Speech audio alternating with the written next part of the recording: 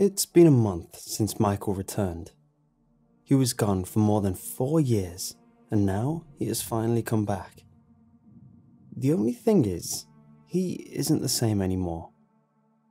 I understand that, it's been 4 years, of course he has changed.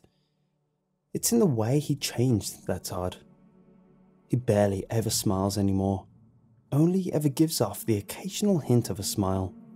Then it's quickly suppressed, and a blank, emotionless mask takes its place.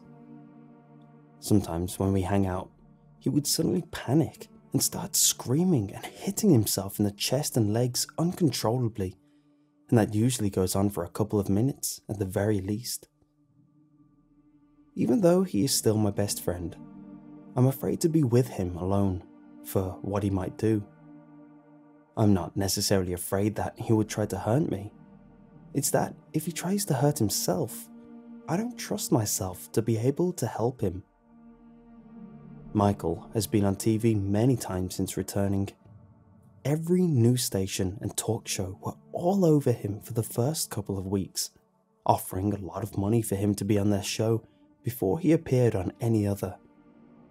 His parents were very against the idea of him being paraded around on TV, but he ended up doing it anyway, being very adamant about the self-proclaimed fact that he needed to. While appearing on these talk shows, he acted even stranger than he usually would. Sometimes he would simply ignore the host's questions and just stare at the audience with blank eyes, until the host eventually snapped him out of it by touching his shoulder or something of the sort. People online defended this, saying he had been mysteriously gone for 4 years.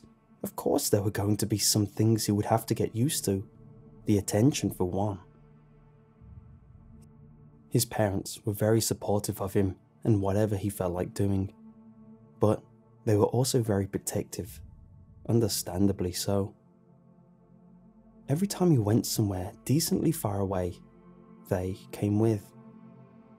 Personally, I'm just glad that they never joined when he would come over to my place. Now, I know what you're wondering. Where has he been for 4 years? Well, your guess would be as good as mine. The police, along with special investigators, have been interrogating Michael a lot, and I mean a lot. According to rumour, they've been interrogating basically everyone, but they still don't have a shred of evidence as to who the perpetrator could be. I've tried talking to Michael about it, but it must have been incredibly traumatizing, because every time I try ease into the subject, he ends up freaking out and having a panic attack, or just getting oddly mad and leave. After a few attempts, I decided that it would be no good for me to ask him about it, and I would just wait until he was ready to tell me. And even though I desperately wanted to know what had happened, it was okay if he never told me. I would leave that to his psychiatrist from now on. One other thing about Michael's behavioural changes since coming back is that he sometimes acts abnormally when we do something that he enjoys. I took him to the skating park just last week, since skating is something that he used to love, and he kept repeating with even intervals, "I like skating, Thomas." Maybe you don't find that too strange, but the thing is, my name isn't Thomas, it's Isaac. I would correct him every time, and every time he would apologise and blame it on his brain being scrambled since he got on the meds the psychiatrist was giving him. Those must be some strong meds, I thought. Even through all the odd behaviour and lost memories, I still see my best friend. He is still in there, and I will be there for him every day, showing my support until he is fully healthy. One day, I decided it could do him some good to go out, drink, and just relax. Surprisingly, he agreed and asked me to pick him up at 9. When I got to his house, it was 10 to 9 and he was still getting ready. So I sat down in the kitchen with his mom as she was getting dinner ready. We talked about everything under the sun, and I eventually brought up Michael's odd behaviour at the skating park.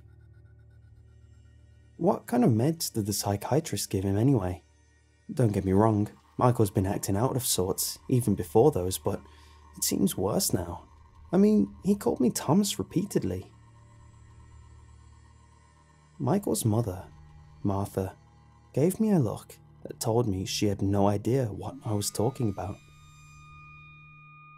What are you talking about, Isaac? Michael hasn't had any medication prescribed.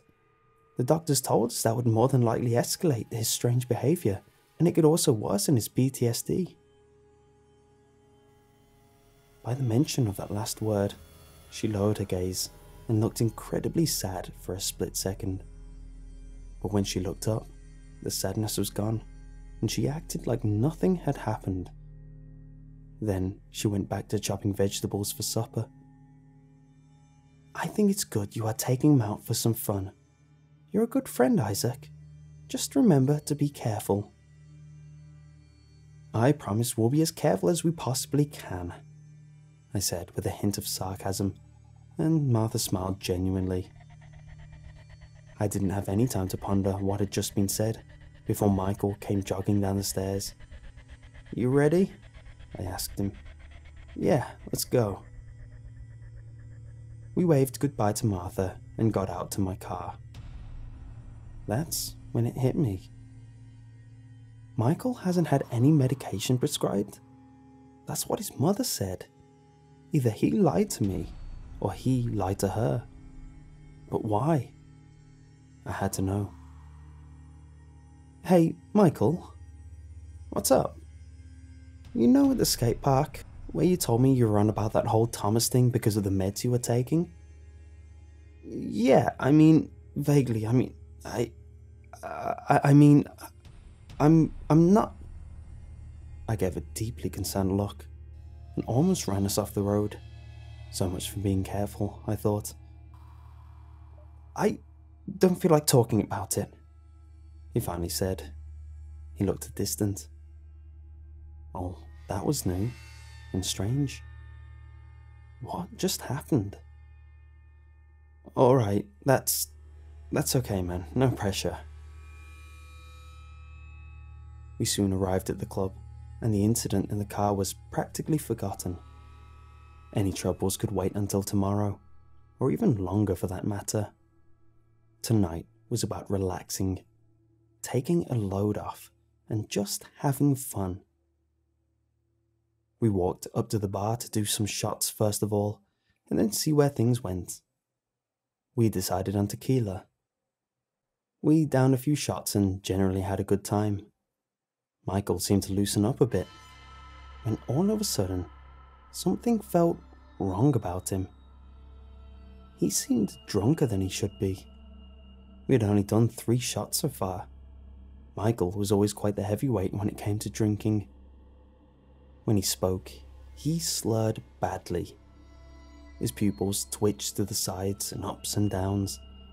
It freaks me out. He looked like he was having a breakdown, much worse than any of the panic attacks he had experienced before. I grabbed his shoulder and gently shook it. Michael! I had to scream to make myself audible. The club was deafening. What's happening? Are you alright? He didn't respond. His twitching got worse and worse until he fell from the bar stool down onto the floor, his whole body shaking violently, foam spurting from his mouth in waves. It seemed endless. Other people were now noticing what was happening. They helped me carry him outside, and someone called the ambulance. I was so shocked, I just stood there, looking at him, feeling completely helpless. What if he died? They couldn't give me my best friend back to me just to take him away a month later. That couldn't happen. As the ambulance drove away, I stood still for a long time. Must have been like 30 minutes, just watching the road it had driven off on. They didn't let me come with him because they didn't want any distractions or interferences. At the same time as that had ticked me off, I understood them. I suddenly began sobbing uncontrollably and kicked a lone trash can into the wall as I screamed straight out into the night. An idea popped into my head as I stood there, devastated, and not a good one. Instead of going to the hospital to sit with my friend, or even informing his parents, which I was sure the hospital would do themselves anyway, I decided to head out to the forest where he had gone missing. What was I searching for, you might ask? Nothing, anything, answers to all the questions spinning in my head. What had happened to Michael out in those woods? Who or what had done this to him? Was there any way for things to go back to normal? I asked myself that last night over and over as I, in a rage, drove down to the woods. I parked my car between a river and the beginning of the forest, grabbed a, finally useful, flashlight from the glove box and started walking.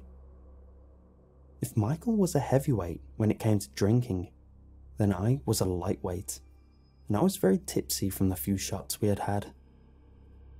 This made wandering through the woods alone at night more terrifying than I had anticipated. The wind howled and the leaves shook wildly in the trees.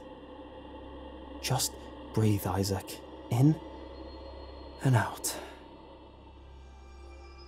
Somehow, talking made the forest even more unnerving, and just as I spoke, I thought I could hear footsteps behind me. There's not a damn thing here, I told myself in an attempt at mustering up some courage. But I knew that was a lie. Something was here. Something had taken Michael. Something had broken him. And it felt like that something was watching me right this moment. Footsteps again. Oh, no. Not footsteps. Dragging. Something was dragging against the ground close to me. That something was breathing heavily, wheezing in long, ragged breaths. I spun around, shining the flashlight all around me, but I could see nothing.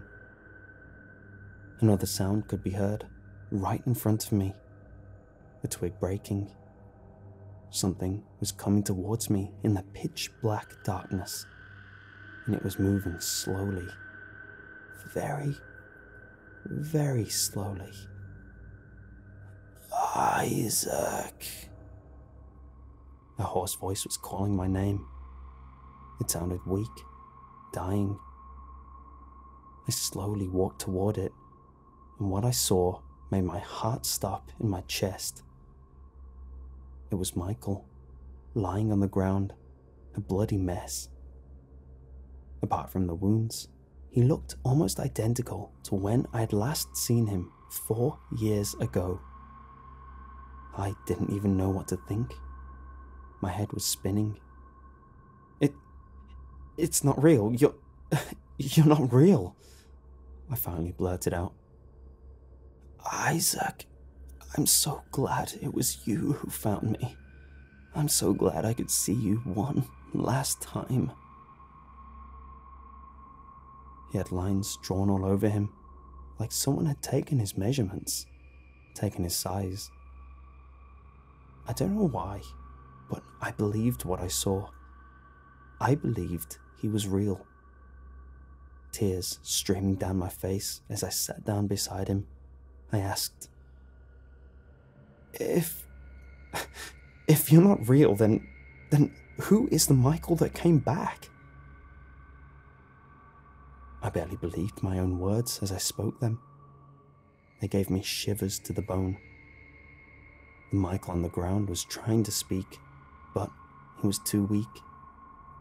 Instead, he rolled over.